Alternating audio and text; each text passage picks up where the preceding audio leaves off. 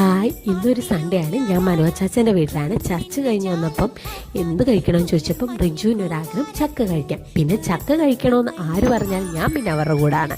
നോക്കിയപ്പോൾ ലുലുവിൽ ഫ്രോസൺ ചക്ക കിട്ടും. പിള്ളേരെന്തെങ്കിലും ആഗ്രഹം പറഞ്ഞാൽ അത് സാധിച്ചു കൊടുക്കണമല്ലോ. മനോജാച്ചനും മിൻസി ചേച്ചി ഞങ്ങളെല്ലാം കൂടെ ഒന്നിച്ചു ലുലുവിൽ പോയി ചടപടയിൽ നിന്ന് മേടിച്ചുകൊണ്ട് വന്നു. എല്ലാവരും കൂടെ എന്നിട്ട് ഒന്നിച്ച് കിച്ചണിൽ കയറി മത്തിമീൻ ഫ്രൈ ചെയ്യാൻ വേണ്ടി വെച്ചു, പ്രോൺസ് റോസ്റ്റ് ചെയ്തു, ചക്ക വേവിച്ചു, ഉരുളൻകിഴങ്ങ് മെരുക്കോട്ട് വെച്ചു, മുട്ട പൊരിച്ച് നല്ല മാങ്ങാ ചമ്മന്തി ഉണ്ടാക്കി, ചോറും വെച്ചു. ഇത്രയും കൂടെ ആയിരുന്നു ഞങ്ങളുടെ മെനുവിലുള്ള. ഇതെല്ലാം കൂടെ ഓരോരുത്തരായിട്ട് ഏറ്റെടുത്ത് ചെയ്തു. എല്ലാത്തിനും മെയിൻ ഷെഫായിട്ട് നിൽക്കുന്ന ബിൻസി ചേച്ചിയാണ്.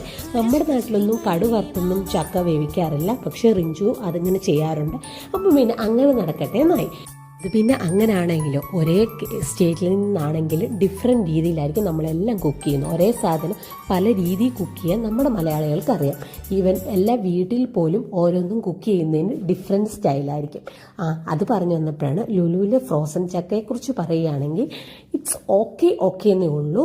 ഒരു പ്രവാസി എന്ന നിലയിൽ അത് കഴിച്ചപ്പോൾ അരപ്പെല്ലാം കൂടെ കൂട്ടി കഴിച്ചപ്പോൾ ഇറ്റ്സ് ഗുഡ്. ബട്ട് റീപർച്ചേസ് ചെയ്യുമെന്ന് ചോദിച്ചാൽ അത്രയ്ക്കില്ലായിരുന്നു.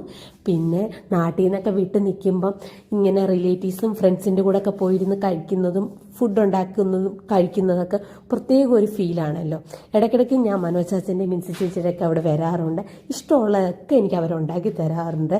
എന്തായാലും അതൊരു വല്ലാത്തൊരു റിലീഫാണ് നമ്മൾ ഈ സ്ട്രെസ് ലൈഫിൻ്റെ ഇടയ്ക്ക്. എല്ലാം വെന്ത് കഴിഞ്ഞിട്ട് ആ ചക്കയും മാങ്ങാ ചമ്മന്തി എല്ലാം കൂടെ കൂട്ടി കഴിച്ചപ്പോൾ അച്ചാർ നാട്ടിൽ നിന്ന് കൊണ്ടുവന്നാണ്. പിന്നെ ചോറിൻ്റെ കൂടെ എല്ലാ കൂട്ടാനും എടുത്തു വെച്ച് കഴിച്ചപ്പം എൻ്റെ പൊന്നോ സൂപ്പറാണ്. എനിക്ക് നല്ലപോലെ ഇഷ്ടപ്പെട്ടു. നല്ലപോലെ വയറും അതിനോടൊപ്പം മനസ്സും നിറഞ്ഞു.